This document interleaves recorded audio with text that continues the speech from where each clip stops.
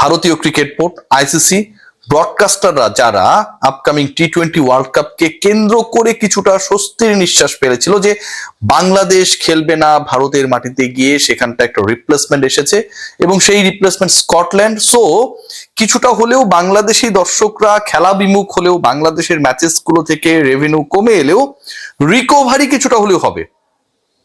কিন্তু যেই রিকভারি কোনোভাবেই হবে না, কোনো দলকে দিয়েই হবে না, কোনো যুক্তি তর্ক বিনিয়োগে, এটা আসলে ব্রডকাস্টারদের ক্ষতি, আইসিসির রেপুটেশন, টিম ইন্ডিয়ার, মানে থাকে না যে যদি ওই ভারত পাকিস্তানের যুদ্ধ না থাকতো তাহলে হচ্ছে বলিউডের মুভি হইতো না, এরকম একটা আলোচনা রয়েছে।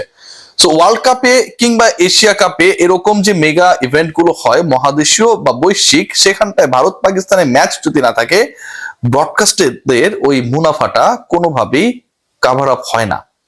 সেই ঘটনাই ঘটতে যাচ্ছে। 15 তারিখে ইন্ডিয়া পাকিস্তানের সম্ভাব্য যে ম্যাচের কথা ছিল, অনুষ্ঠিত হবার কথা ছিল, সেই ম্যাচটা অনুষ্ঠিত হচ্ছে না। পাকিস্তান বিশ্বকাপে ভারতের বিপক্ষে ম্যাচ বয়কট করেছে। একটু আপনাদেরকে জানিয়ে দিতে চাই, কুল অ্যান্টিপারস্পিরেন্ট ডিওডোরেন্ট স্টিক আপনার ঘামকে কন্ট্রোল করবে, 24 আওয়ার্স পর্যন্ত আন্ডারআর্ম ঘাম মুক্ত রাখবে এবং কাপড়ে কোনো দাগ হতে দেবে না। যদিও বিশ্বকাপের গায়ে মোটামুটি দাগটা পড়েই গেছে, পাকিস্তানের এই ভারতের বিপক্ষে ম্যাচ বয়কটের মাধ্যমে আরো কয়েকটা ঘটনা দারুণভাবে সামনে এসেছে। প্রথম কথা যেটা, ব্রডকাস্টারদের ক্ষতি, এই ইন্ডিয়া পাকিস্তান ম্যাচ যেভাবেই হোক অনুষ্ঠিত হতে হবে, যতবার পসিবল সেটা করাতে হবে। আইসিসির টার্গেটই থাকে, সেটা যেই ফরম্যাটেরই বৈশ্বিক ইভেন্ট হোক না কেন সেটাই। একই গ্রুপে রাখা হয়েছে দুই দলকে, তাদের গ্রুপ মেট হিসেবে যারা রয়েছে প্রত্যেকটাই চাম্পু চাম্পু দল, মানে কোনোভাবে ইন্ডিয়া পাকিস্তান যেন মিস না হয় to go through the next round. আবার একই সাথে এর থেকেও গুরুত্বপূর্ণ ব্যাপার যেটা, পরের রাউন্ডেও যখন খেলা হবে সেখানটাও যেহেতু তারা পরের রাউন্ডে চলেই যাবে, অবভিয়াসলি দুই দল মুখোমুখি হবে। যতবার খেলা হবে এই দুই দলের এবং ব্রডকাস্টাররা যতবার ব্রডকাস্ট করবে এই দুই দলের খেলা, তত বেশি মুনাফা। আইসিসির টেলিকাস্টিং রাইট বিক্রিতে তত বেশি ইতিবাচক সারা। সো ওই জায়গাটা একদমই আমার কাছে মনে হয় যে প্রথমবারের মতো বন্ধ হয়ে গেল। এই যে ইন্ডিয়া পাকিস্তান ম্যাচ, যেটা ভারত, যারা তাদের দেশ, তাদের স্বাধীনতা, তাদের ভূমি, এগুলো নিয়ে এত বড় বড় কথা বলে, তারা এই বিশ্বকাপের আয়োজক এবং তারা বাধ্য হয়েছে শ্রীলঙ্কার মাটিতে গিয়ে পাকিস্তানের সাথে ম্যাচটা হবে সেই রকম একটা পরিকল্পনা করতে ওয়ার্ল্ড কাপটা হয়েছে হাইব্রিড মডেলে। কারণ পাকিস্তান ভারতে যেতে রাজি না, তারপরও ভারত রাজি হয়েছে যে ঠিক আছে আমরা খেলবো পাকিস্তানের সাথে, সেটা আমার দেশে না হইলেও খেলবো। কেন? যেই পাকিস্তানের সাথে এত বিদ্বেষ, যেই পাকিস্তানকে তারা পছন্দ করে না, যেই পাকিস্তানের সাথে রাজনৈতিক সংকট, কূটনৈতিক সংকট, সামরিক সংকট, সেই পাকিস্তানের বিপক্ষে কিন্তু ইন্ডিয়া খেলার সময় নিজের দেশে খেলতে না পারলেও অন্য দেশে গিয়ে খেলতে রাজি। কারণ হচ্ছে ওই প্রফিট, ওই আইসিসির কন্ট্রোলটা ভারতের কাছে, বিসিসি এর কাছে। এখন ভারত শ্রীলঙ্কায় যাবে ঠিকই, বা যাওয়ার যে শিডিউলটা রয়েছে সেটা পালন করতে পারবে না ঠিকই, কিন্তু খেলাটা পাকিস্তানের বিপক্ষে আর অনুষ্ঠিত হওয়া সম্ভব না। ওয়ার্ল্ড কাপ হাইব্রিড মডেলে করার অন্যতম কারণটাই হচ্ছে যে ভারতের মাটিতে পাকিস্তান যাবে না, ভারতের বিপক্ষে ভারতের মাটিতে পাকিস্তান খেলবে না। যেই মডেলে হাইব্রিড মডেলে ওয়ার্ল্ড কাপ হচ্ছে, সেই মডেলে ইন্টারেস্টিং পার্ট যেটা, যে ভারতের মাটিতে যেই পাকিস্তান যেতে চায় না, সেই পাকিস্তান ভারতের বিপক্ষে শ্রীলঙ্কার মাটিতেও খেলবে না। ভয়াবহ না? এরকম লজ্জা, এরকম চর ইন্ডিয়ার গালি দেয়ার সামর্থ্য একমাত্র পাকিস্তানি রাখে এবং সেটা তারা দিয়েছে। বাংলাদেশকে কেন্দ্র করে যে উত্তাপ তৈরি হয়েছিল, যে ইস্যু তৈরি হয়েছিল, এবং সেই উত্তাপটা শেষ পর্যন্ত এমন একটা পর্যায়ে গিয়ে ঠেকলো যখন বিশ্বকাপ আনুষ্ঠানিকভাবে শুরু হতে মাত্র 3 দিনের অপেক্ষা, এবং সেই 3 দিনের অপেক্ষায় এমন একটা সিচুয়েশন ক্রিয়েট হয়েছে যেখানটায় আইসিসি আলটিমেটলি লজ্জিত। আইসিসির ব্র্যান্ড ভ্যালু, বাংলাদেশ ক্রিকেট বোর্ডের ভ্যালু নিয়ে আমরা অনেক কথাবার্তা বলি যে বাংলাদেশ ক্রিকেট বোর্ডের ভ্যালু কমে যাচ্ছে, আমাদের বড় বড় ক্রিকেটাররা নেই, বাংলাদেশ দল টি-20 বিশ্বকাপে যাবে না, বাংলাদেশে এন্ডোর্সমেন্ট গুলো এখন ঠিক আগের মতো না।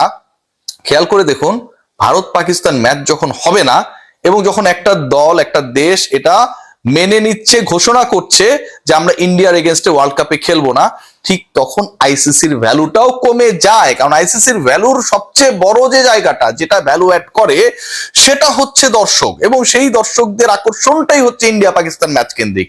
সেই দর্শকরা যে অর্থ ব্যয় করে বিভিন্ন মাধ্যমে খেলা দেখে সেটাও ইন্ডিয়া পাকিস্তান ম্যাচ কেন্দ্রিক, এবং এই ম্যাচকে কেন্দ্র করে যে ধরনের ব্রডকাস্টিং মুনাফা ব্রডকাস্টাররা এবং একই সাথে আইসিসি করে সেটাও ইন্ডিয়া পাকিস্তান ম্যাচ কেন্দ্রিক। সো এটা কোনোভাবেই আর হচ্ছে না, সেকেন্ড রাউন্ডেও হয়তো হবে না। এখন যখন এটা হবে না, তখন এই বিশ্বকাপ থেকে আইসিসির ক্ষতি অপরিসীম। পাকিস্তানকে ডেফিনেটলি আইসিসি জরিমানা করবে, শাস্তি দিবে, অনেক কিছুই করার চেষ্টা করবে। এবং ইন্টারেস্টিংলি বাংলাদেশের উপর আইসিসির যে ক্ষিপ্ত অবস্থা সেটা একটু হলেও নতুন ভাবে ডাইভার্টেড হয়ে গেল ফ্রম নাও। কারণ তাদের সবচেয়ে বড় চটটা, প্রথমত বাংলাদেশ খেলছে না, বাংলাদেশের একটা বিশাল ভিউয়ারশিপ রয়েছে, আপনাকে ভাই এটা অ্যাকসেপ্ট করতে হবে। বাংলাদেশের যে ভিউয়ারশিপ রয়েছে, ধরেন ইন্ডিয়ায় প্রচুর ভিউয়ারশিপ রয়েছে 100 কোটি প্লাস, বাংলাদেশের কি 15 কোটি আপনার কাছে খুব ছোট মনে হয়? পাকিস্তানে 25 কোটি 30 কোটি কি খুব ছোট মনে হয়?